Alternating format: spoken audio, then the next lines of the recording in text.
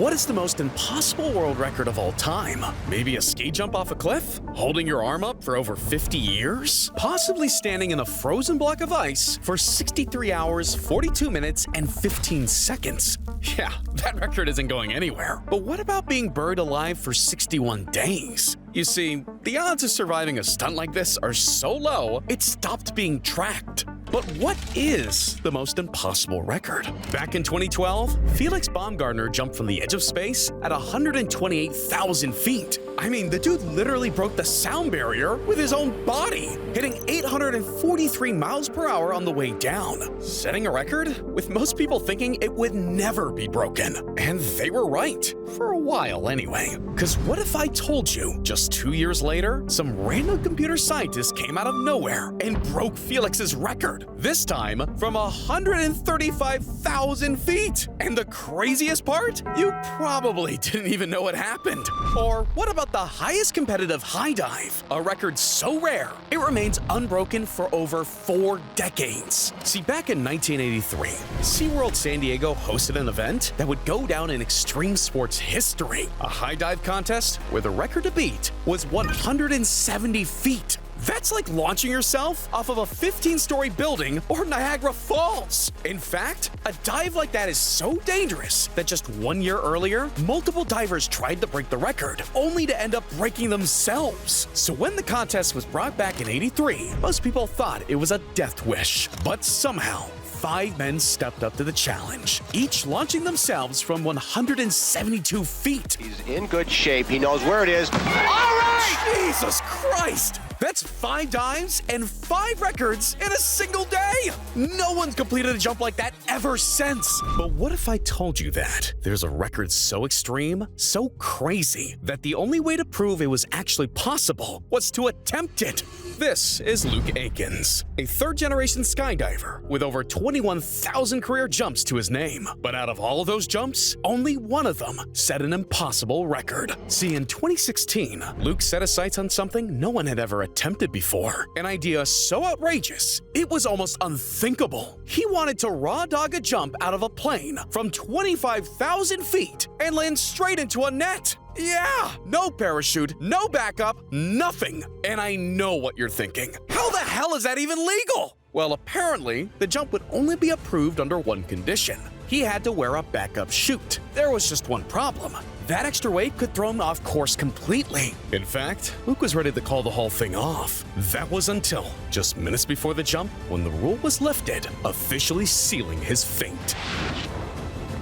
So 23,000 feet, I've just jumped out, I've done a flip, kind of taking a breath, making sure I'm in the right area. Right now, Luke is hurtling towards the ground at 240 kilometers per hour. At about 5,000 feet, I realize I'm a little bit off. He was drifting a lot more. So I was a little concerned why he was doing that. Wait!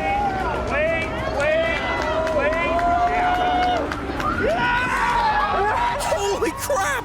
Bro was free-falling for 2 freaking minutes, hitting 150 miles per hour before finally landing in the net. Jesus, man! Luke was out of his damn mind! But he's not the only one, because these people tried to break a record, but accidentally shut down an entire city in the process. Back in 1986, the city of Cleveland set out to make history and finally put Ohio on the map. So they launched Balloon Fest, a massive event to raise funds for charity, while breaking the world record for the most balloons released at once. This was supposed to be a feel-good story, a moment of pride for the entire city. So they got to work, spending 6 whole months preparing. Everything from building a massive net over the city block to securing sponsors and even putting together 2,500 volunteers. So when the big day finally came, they were ready to change the fate of Ohio forever. The world record has just been broken in Cleveland.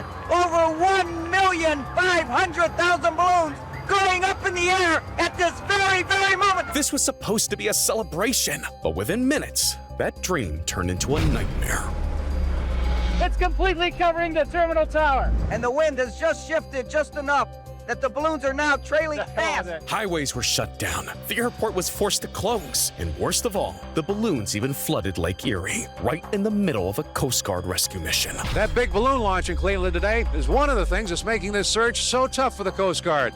Can you imagine trying to find somebody floating out here or even spotting a life jacket with all these balloons on the water. Yeah, not only were 2 lives lost that day, but the fallout was so massive that the city was hit with multi-million-dollar lawsuits. And the stunt was so reckless, the record was banned from ever happening again. Damn, only in Ohio, man. And only one person can pull this next record off. Because this lady lived so long, it set a record. Yeah, this is Jeanne Calment, a French woman born in 1875, who also happens to have one of the most interesting lives ever. I mean, during her lifetime, she met Vincent van Gogh, watched the Eiffel Tower being built, and outlived both world wars. But what she's really known for is being old. And I mean really old. Like, not only did she experience life before the telephone and the invention of plastic, but she was also around before electricity was even a thing. But in 1997, Jeanne completed her craziest feat yet, when she officially became the oldest human to ever live, at 122 years and 164 days old. So if you've ever wondered who the oldest living person of all time is, now you know.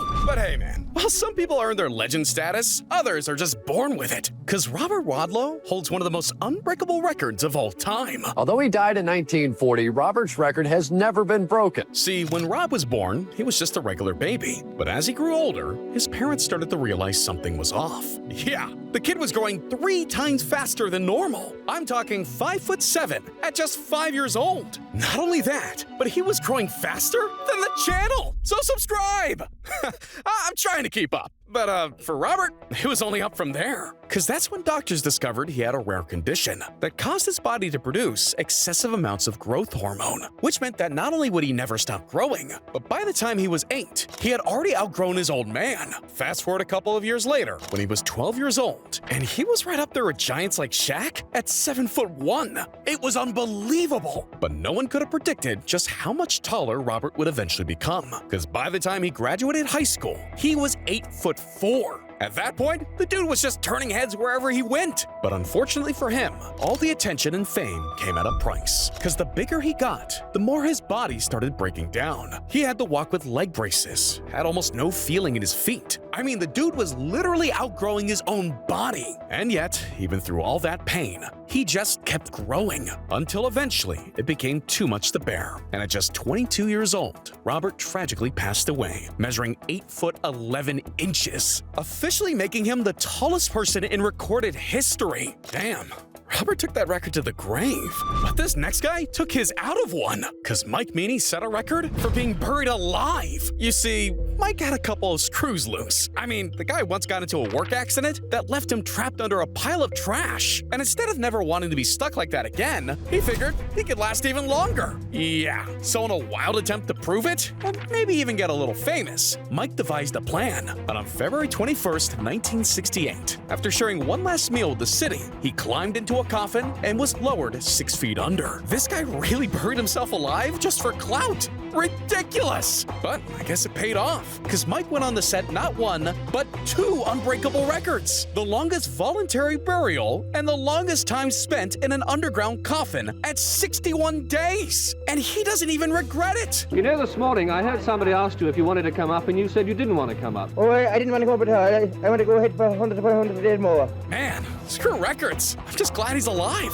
But this next guy's living it up too much. Cause my man Ulie Emanueli had an adrenaline addiction that was taking over his life. See, in 2014, Ulie was out hiking in the Dolomites when he spotted a narrow cave carved into the side of a mountain. I mean, this thing was so small, even just the thought of flying through it was a joke. But what started as a joke turned into an obsession. Because over the next 3 years, Ulie trained like a madman. Like the dude was flying between trees, carving through tight gaps, and doing anything he could to get better. Until eventually, after 3 years, he returned to that exact same spot. This time, with thousands of hours of practice under his wings, ready to find out once and for all if it was actually possible. What the? And the madness didn't stop there, because Ulie ended up repeating the stunt 4 times that very same day. Man, that's crazy! But what about a record so insane that it only happened once? A record that realistically shouldn't even be possible. Well, I think I found it. the extreme sports of wingsuit flying, a hobby that blends two of the most adrenaline-pumping pastimes out there, base jumping and skydiving. But what if you took things a step further? What if you cut out the one thing standing between you and becoming a human fried egg? Well, in 2012, Gary wanted to take thinking outside the box to a whole new level. So he and his team stacked 18,000 boxes and planned to land onto them. Yeah. And I'm not talking about some soft coochie touchdown. He was ready to smash into them from 24,000 feet. In other words, the dude was totally off his rocker. Because on May 23rd of that very same year, after everyone begged him not to do it, Gary did it anyway.